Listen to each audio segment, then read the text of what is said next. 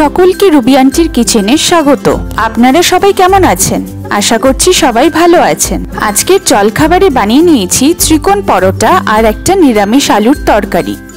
আজকে আপনাদের জন্য রইল আমার বানানো জলখাবারের এই রেসিপিটা। পরোটা তো আমরা নানান রকম ভাবে খাই, তবে আমাদের প্রত্যেকেরই প্রিয় এই ত্রিকোণ পরোটা। এই পরোটাটার স্বাদটাই যেন একটা অন্যরকম থাকে, আর কিভাবেই যেন অন্য পরোটার থেকে এই পরোটার স্বাদটা একটু বেশি সুস্বাদু হয়। জলখাবারের এই রেসিপিটার জন্য আমি উপাদানগুলো জোগাড় করে নিলাম। আমি এখানে 3-4টে আলু নিলাম, 2টো টমেটো, একটা আদা আর অল্প কয়েকটা কাঁচা লঙ্কা। তবে আমি সবার আগে ময়দাটাকে মেখে নিলাম। আমি এখানে হাতার পরিমাণে 3 হাতা ময়দা নিয়েছি আর হাফ ছোট চামচ নুন, 1 চামচ সাদা তেল। এবার এগুলো দিয়ে ভালো করে ময়দাটাকে ময়ম দিয়ে নেব।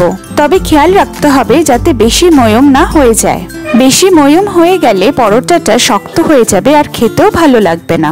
যখন দেখবেন ময়দাটা একটু ঝরঝরে হয়ে গেছে, তার মানে ময়দার ময়ম দেওয়া হয়ে গেছে। তারপর অল্প অল্প এরকম ভাবে জল দিয়ে ময়দাটাকে ভালো করে মেখে নেব।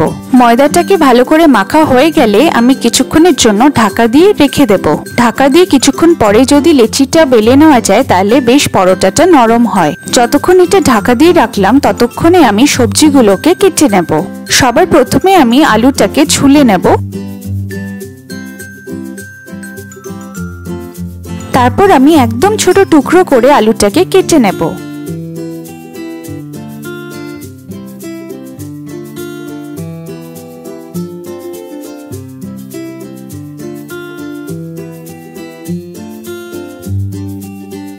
আলুটা ছোট টুকরো করে কেটে নেওয়ার পরে আমি একটু জলে কিছুক্ষণ ভিজিয়ে রাখবো।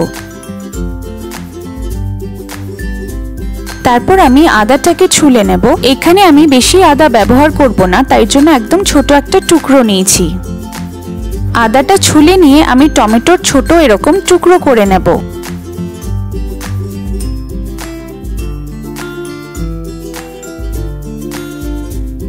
টমেটো কাটা হয়ে গেলে আমি গ্যাসে কড়াই বসিয়ে সাদা তেল দিয়ে গরম করে নেব। তেলটা গরম হয়ে গেলে 1 ছোট চামচ 5 ফোড়ন দেব। তারপর কেটে রাখা আলুর টুকরোগুলোকে দিয়ে দেব। তারপর দেব 1 চামচ নুন। নুনটা দেওয়ার পরে উল্টে পাল্টে ভালো করে মিশিয়ে নেব।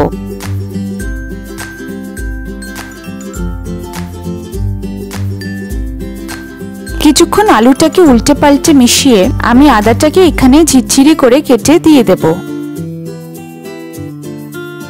তারপর দেব হাফ ছোট চামচ হলুদ। তারপর উল্টে পাল্টে ভালো করে আলুটাকে মিশিয়ে নেব।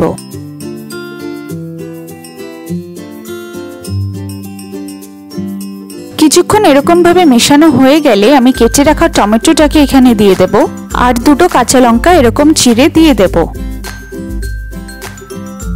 তারপর ভালো করে উল্টে পাল্টে মিশিয়ে নেব।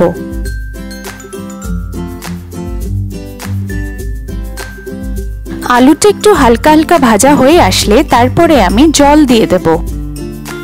এবার জল দিয়ে আলুটা কিছুক্ষণ ফুটলে তাহলে ভালো করে সিদ্ধ হয়ে যাবে। জলটা দেওয়ার পরে ভালো করে আলুটাকে আর বাকি সবজিগুলো দিয়ে মিশিয়ে নেব। মেশানো হয়ে গেলে 1 ছোট চামচ নুন দিয়ে দেব।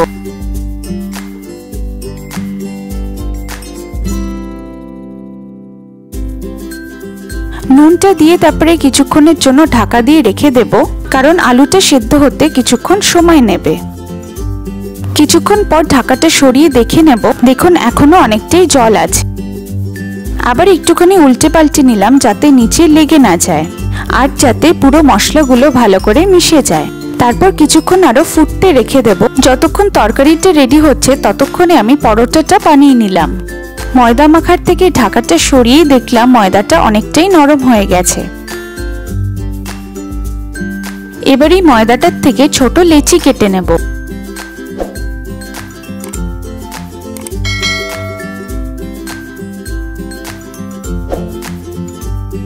যেহেতু আমি পরোটা বানাবো তার জন্য একদম ছোট লেচি কাটিনি, একটু বড় রেখেছি।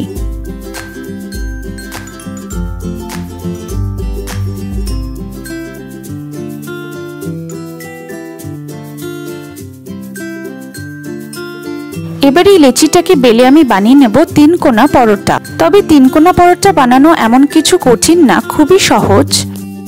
সবার প্রথমে লেচিটাকে এরকম ভাবে বেলে নেব। একটু বড় আকার দিয়ে বেলে নেব, তাহলে আমার পরে পরোটার আকারটা দিতে সুবিধা হবে।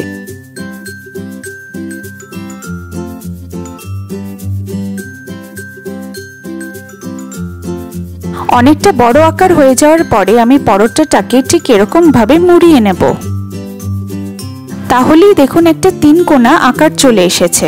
এবার এই 3 কোনা আকারেই আমি বড় করে বেলে নেব, তাহলে একটা বড় পরোটার আকার চলে আসবে। পরোটাটা এদিকে বেলে আমি একটু তরকারির দিকে চলে গেলাম, দেখে নেব তরকারিটা কতটা তৈরি হয়েছে।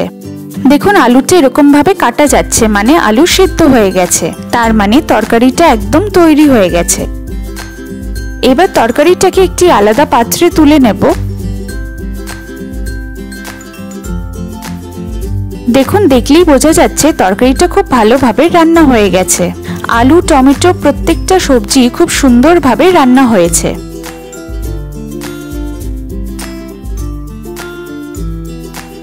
এখানে তো আমার আলুর তরকারি রেডি। তাহলে আমি পরোটাটা এবার ভেজে নিই। আমি এখানে তাওয়া বসিয়ে তাওয়াটাকে গরম করে পরোটাটা দিয়ে দিলাম। কিছুক্ষণ তাওয়াতে সেকে তারপরে সাদা তেল দিয়ে দেব। তারপর আমি সাদা তেলে কিছুক্ষণ উল্টে পাল্টে ভেজে নেব। দুদিকটা এরকম হালকা লাল ভাজা হয়ে গেলে 3 কোনা পরোটা রেডি।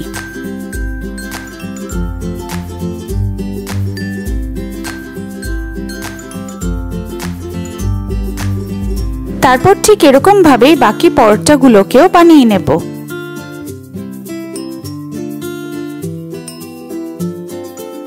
আমাদের সকালের জলখাবার জমজমাট। আপনারা বানিয়ে অবশ্যই জানাবেন কেমন হয়েছে খেতে। আরও এরকম সুস্বাদু রেসিপির জন্য আপনারা আমার চ্যানেল ভিজিট করতে পারেন। আমার শেয়ার করা রেসিপিস যদি আপনাদের ভালো লাগে তাহলে সাবস্ক্রাইব করে দেবেন, আর সাবস্ক্রাইব করার সাথে সাথে আপনারা বেল আইকনটাও প্রেস করে দেবেন নোটিফিকেশনের জন্য। তাহলে আমি যখনই ভিডিও আপলোড করব আপনারা নোটিফিকেশন পেয়ে যাবেন, আর আমার একটাও রেসিপির ভিডিও আপনারা মিস করবেন না। দেখুন পরোটাটা খুবই নরম হয়েছে এবং মুচমুচে হয়েছে, তাই জন্য এটা খুব সহজেই ছিঁড়ে নেওয়া গেছে। আর পরোটার আলুর তরকারিটা খেতেও কিন্তু দারুণ হয়েছে।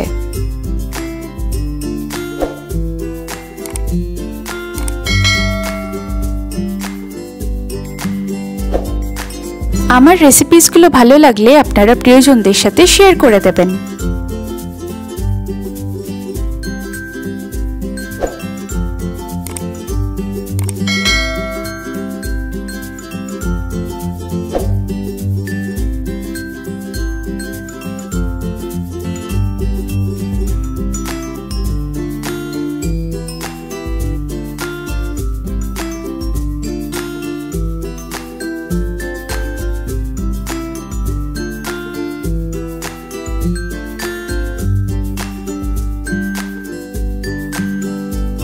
খুব তাড়াতাড়ি আমি আমার আরেকটি রেসিপির ভিডিও আপনাদের সাথে শেয়ার করব।